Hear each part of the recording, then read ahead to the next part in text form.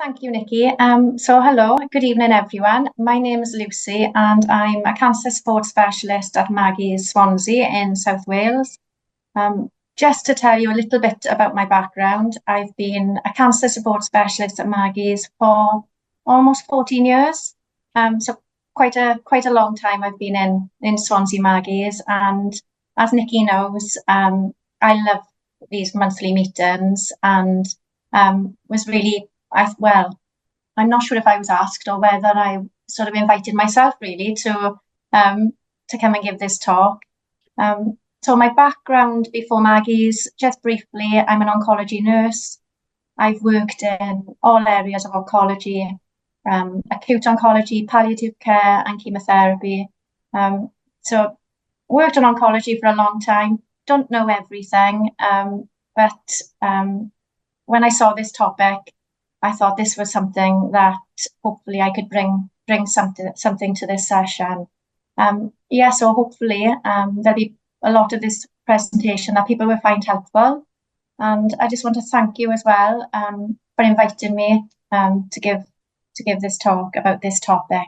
So this is going too smooth, this technology. So let's get going. So I just thought I'd include a photo of Maggie's in Swansea, just for you to see where I'm speaking from this evening. For anyone who's been to any of the Maggie's in the country, architecture is a big part, and they are unique places. So I just thought it was quite nice that you all know where I am giving this talk tonight. So what I thought I'd look at is, first of all, an introduction to Maggie's. The psychological impact of cancer, I thought I'd briefly touch on.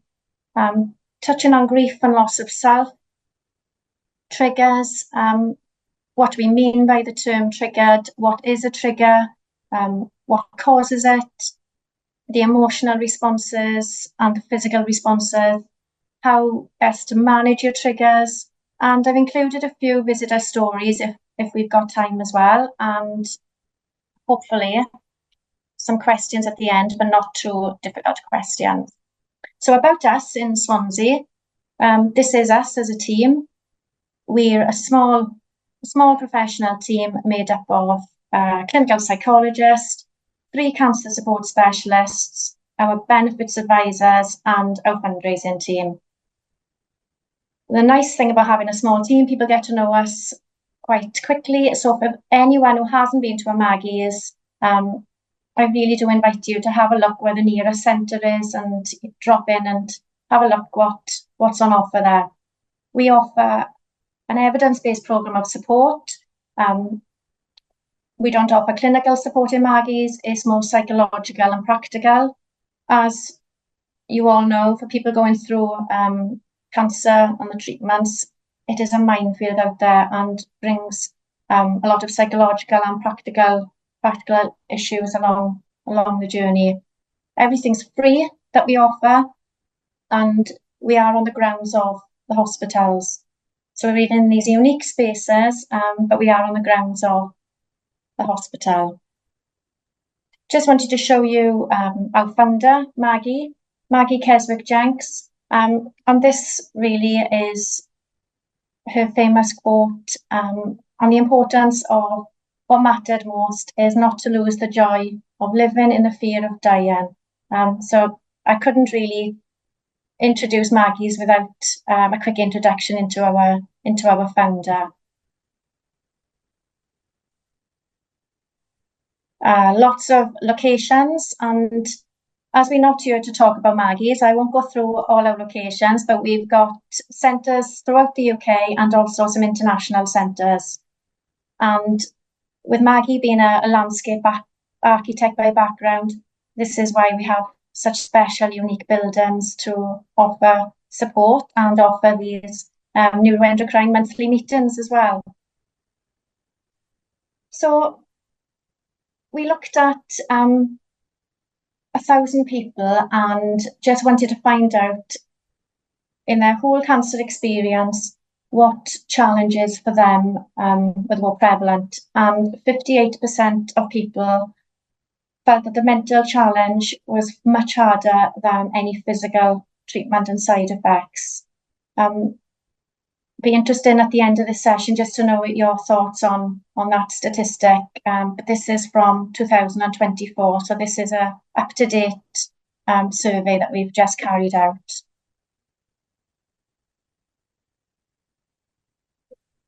So just touching on grief and cancer, and I'm sure there'll be several of these, or maybe all of them, that will resonate to some degree with people.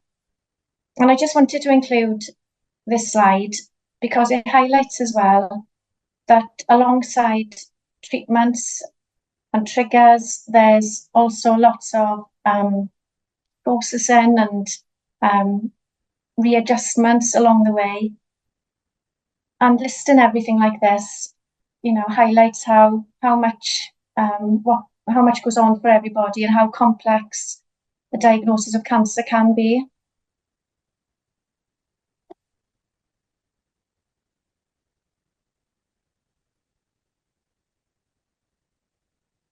So when we think of grief, we often think of it as sort of bereavement and, losing somebody, but we use it a lot in the centre, the sense of grieving for what was once normal, maybe how we were as a person and our way of living. So just a useful slide to continue, to contain. And there could be other things that are more important to you.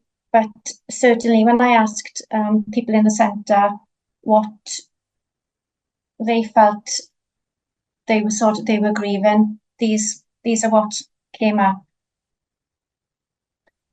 So emotional triggers, huge topic, and one which I don't think is always talked about, certainly in my career as an oncology nurse. So sometimes a cancer diagnosis can be very powerful and overwhelming. It can feel as if everything is up in the air and everything that felt normal and familiar doesn't feel that way anymore. And maybe just something to bear in mind, just something I'm curious of, is how you've coped with difficult life events before, whether that be a marital breakup, a redundancy, any major life event. Just curious how you may have coped with that before. So just for you to sort of bear that in mind.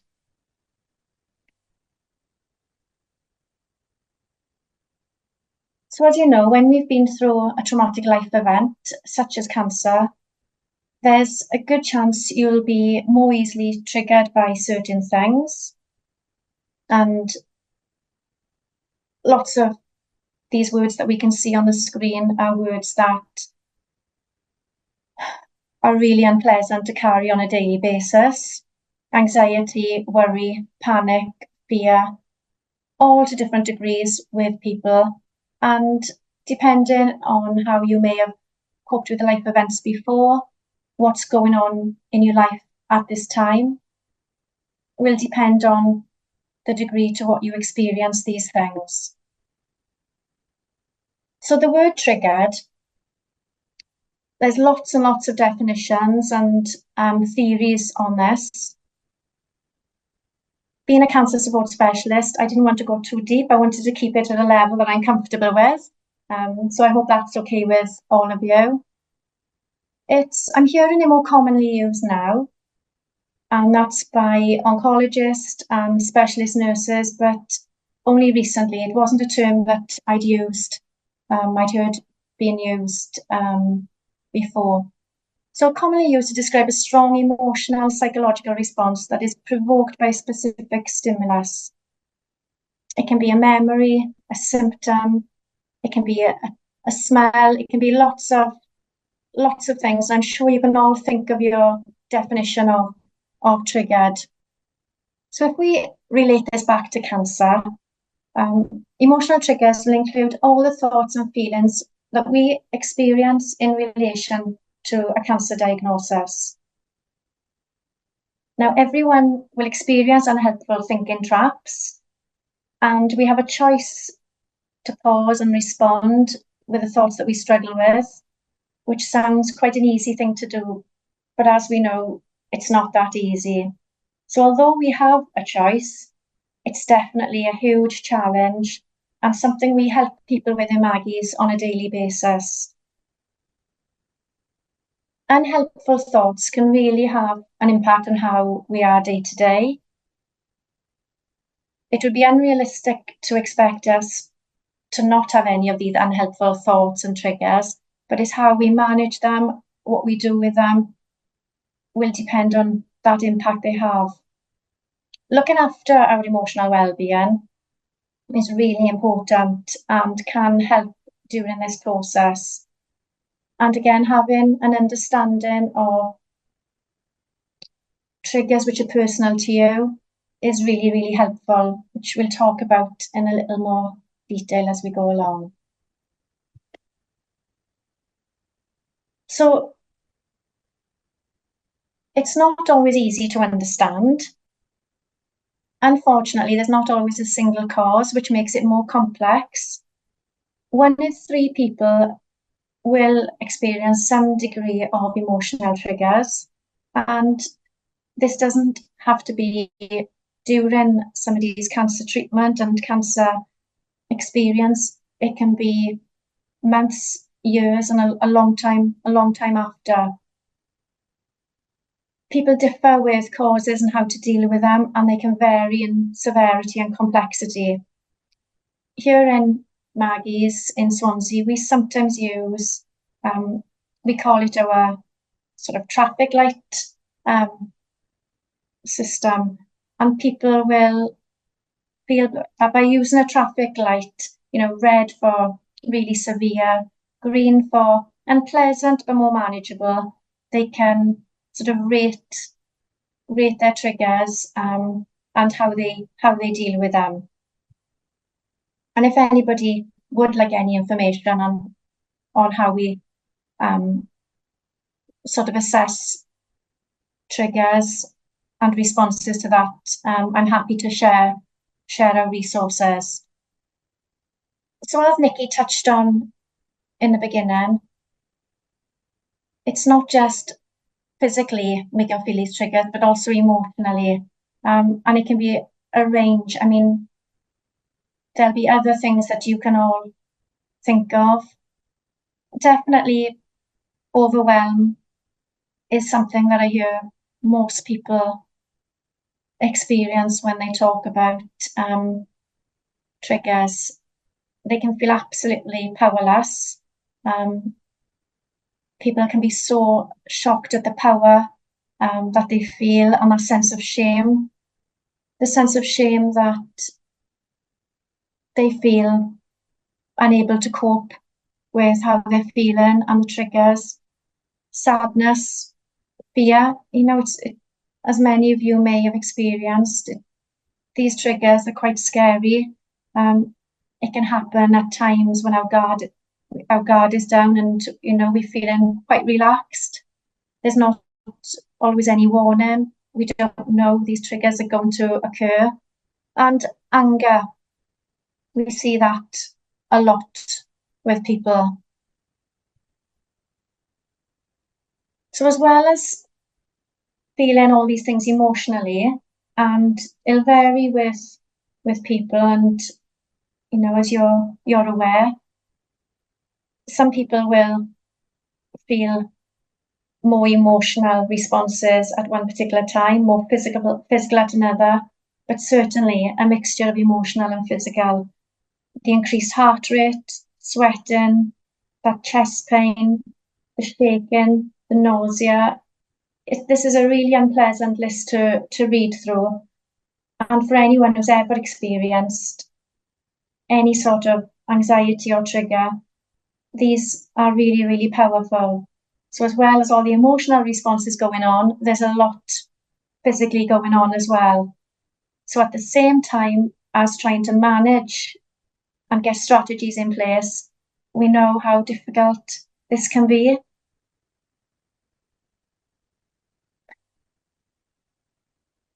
So in the centre, a lot of what we do is helping people manage these triggers. A natural response is when we feel something which is really unpleasant, maybe to try and avoid it, to try and almost put a lid on it. But as many of you may know, that doesn't help. It may help short term, but it certainly doesn't help moving forward. So we try and help people find ways of managing that feel realistic. There's lots of different things that we can help people with. Breathing is the first thing we try and help people get more confident in. Now, obviously, we're all breathing right now, or we wouldn't be alive. But breathing so that we can try and get some control over the situation. When we've got all that fight and flight and all that anxiety and that overwhelming, scary feelings going on, we tend to hyperventilate. Breathing becomes an issue, which prevents us being able to think clearly and respond with some tools that we may have. So lots of breathing exercises. Here in Maggie's, we offer mindfulness, we offer meditations and relaxation sessions. For any of you that haven't practiced anything like a guided meditation, I encourage you, if you're open to trying that, just to have a little look on your phones, your iPads, and just have a look at some short guided meditations and some breathing exercises. Feeling your feelings. So we try and help people learn to sit with how they're feeling, which can sound really scary when you're feeling really unpleasant. But we try and help people try and be a bit more curious of how they're feeling. When you're experiencing these triggers, what does it look like? Where do you feel it in your body? We just try and get you to be a little bit more curious, in a way to make that feel less powerful and to make you feel more in control. Connecting with others is definitely important. It can feel really isolating going through something like this. It can feel really scary and hard to explain to somebody. People don't always understand it. It's hard for people to understand when you don't always understand it yourself. It can be really difficult if you're sitting down with family watching TV and a Macmillan advert, a cancer advert comes on the television. It can be really difficult for people to understand that all of a sudden, that's taken you back, it's reignited something in you when your cancer experience may have been a long time ago. It can be difficult for people to understand. Self-soothing. So that importance of having some compassion, recognizing how you're feeling, what is bringing up for you, and finding some ways of taking care of yourself. We're asking you to feel your feelings and not avoid it, but then also to almost have those arms around you and take care of yourself, and some self-reflection. I mean, some of these words are quite, self-soothing, self-reflection can feel quite cold. But it's just about becoming more curious rather than afraid, and taking care of yourself, that importance of how you need to look after yourself, and professional help. We hear of, the example that's coming to mind now is, veterans, for example, and it could be years after that they were in the war, but we hear it all the time, fireworks, flashes of lights, the post-traumatic stress for them and what it brings up. So lots of trauma therapy for people who may have experienced really traumatic experiences with their cancer diagnosis. All different levels of professional help, cognitive behavioural therapy, talking therapy, coming and getting support and joining a group, but just an importance of not going through it by yourself and knowing that there is help out there.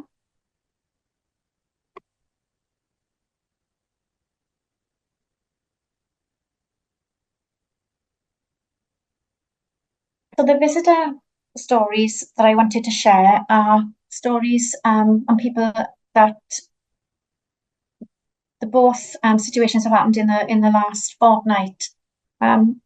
So Alison is a regular visitor to the centre. She's a teacher, and I've only included her occupation because I don't know if there's any teachers out there, but what we have seen with teachers is that they're very organised, and I'm generalising now, but they're very organised. They like to know a plan. They like to feel, again, I use that word control. They like to know where they're going, feel in control. Alison was diagnosed earlier this year with a gynecological cancer. She's had surgery, chemotherapy, and radiotherapy. And for her, quite an acute reaction, which really shocked her, really scared her. And on the onset, it doesn't sound like anything, but what it reignited for Alison is the trauma which surrounded her at this point of diagnosis. So just briefly to tell you what happened with Alison this week. She'd come for a follow-up checker, seen by a registrar who'd said, you're not going to be seen now for another 6 months. She'd originally been told 3 months. And whereas Alison's husband took that in his stride and thought, right, okay, slight change of plan, that's okay. For Alison, she came into Maggie's, she couldn't speak, she was angry, she felt completely out of control. It reminded her around the time of diagnosis when she was hearing very conflicted information. Her original diagnosis had been different to what they'd originally thought. So all the trauma around that stress of having to almost, she felt, battle her way through at the start. So her reaction was quite acute and surprised family with her, because on the onset they didn't feel it was much of a trigger, but for her it really was. And just from our perspective, we helped Alison sit with that discomfort of the trauma that the conflicting advice had brought up for her. It had brought up the feelings of being completely out of control, fearful, scared, unsafe. And so what we've worked with Alison with is, rather than avoid those feelings, to be a bit more curious, to recognise what those triggers are for her, how they've made her feel, and what she can do next time this happens. The first thing Alison said is, will this happen again? And we don't know, there was no warning. It caught her completely off guard. With Chris then, for example, so Chris, who was a retired fireman, was diagnosed with a head and neck cancer in 2022, had surgery and radiotherapy. And for Chris, and the reason I've included Chris really is he came in last week for a routine follow-up, and what it had brought up for him, just coming back to the hospital site, and really, again, quite acute feelings for him. So for Chris, he had to have a course of 25 sessions of radiotherapy. And for anybody who may know, having radiotherapy above the head and neck, had to have a mask and be I don't want to be too graphic, but be bolted down. So it feels quite stifling. And in recent years, in his work, there was an accident, and Chris was locked in a very almost it was the boot of a car. He got locked in the boot of a car, and so having to go through radiotherapy and that feeling of claustrophobia had reignited a lot for him. And then coming back to hospital grounds, and for Chris, he was just completely overwhelmed at how powerful the feelings had felt just coming back to the hospital. He was so shocked. He felt everything, his prognosis is good, he's doing really well, and he was really shocked at how powerful his physical symptoms and also his emotional symptoms were. This hadn't happened 6 months ago when he came for a checkup, so he hadn't expected this to happen. So again, he was just working with Chris and helping him find ways to manage these symptoms, and talking about how powerful these triggers are, and how well actually he has done to overcome what he has. I hope it hasn't felt like too difficult an example, but I wanted to bring two stories to the presentation that are real, and just to give you an idea of how shocked people can be, and how traumatic things can feel even after cancer and cancer treatment is finished.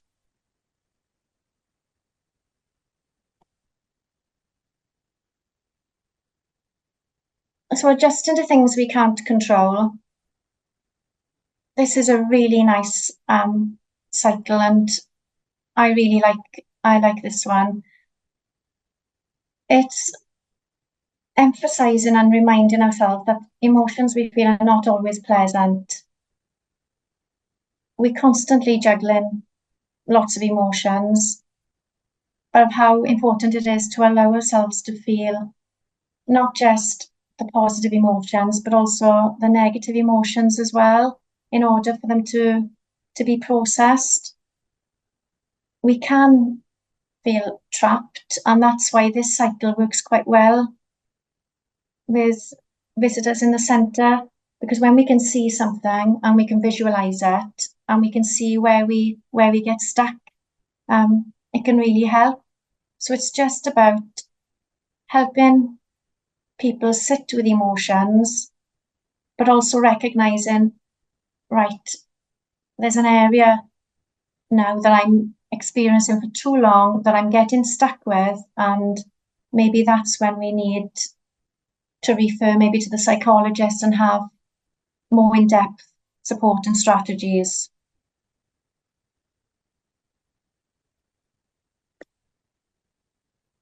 Are there any questions? Thank you for listening. I hope that was enough.